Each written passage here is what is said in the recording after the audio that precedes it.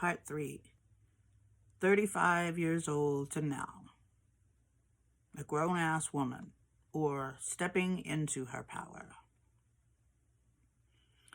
After the inevitable breakup with the engineer, I moved to Los Angeles, seeking yet another fresh start in my mid-30s.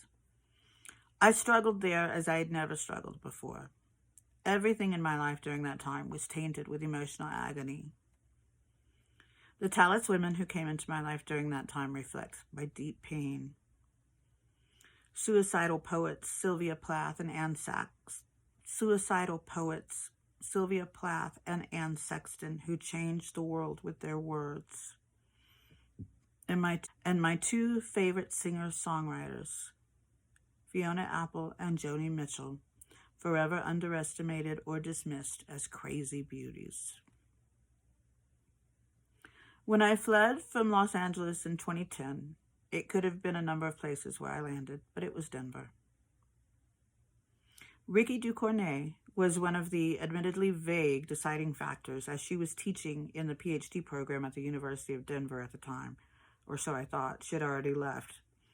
She's my favorite living fiction writer and the inspiration for Steely Dan's song, Ricky Don't Lose That Number.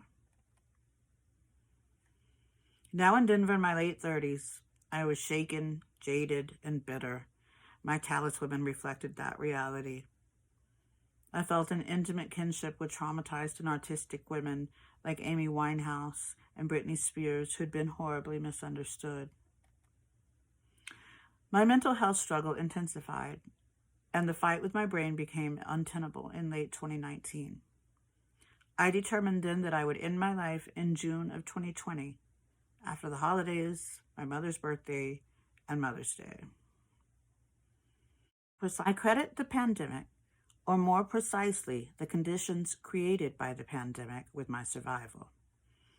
Other than that, I can only say it was a matter of grace. Determined to survive and try to figure out how to be happy, I made a lot of changes in my life. My mom and I bought a house in 2021 and lived happily together with our pets. I finally made a sort of peace with my brain, and I'm making a happy life for myself. I've overcome adversities, most of them internal, that threatened to kill me at several points in my life. That's reflected in my latest Taliswomen, I think.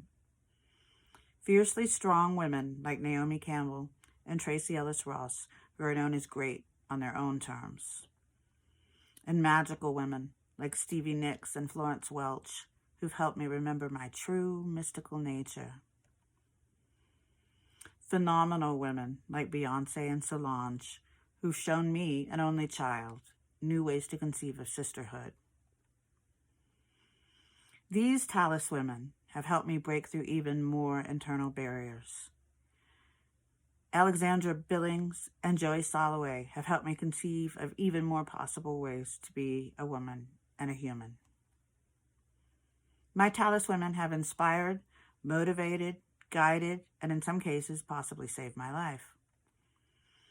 In a world where so very little is certain, I feel no remorse for clinging to those bits of which I feel sure.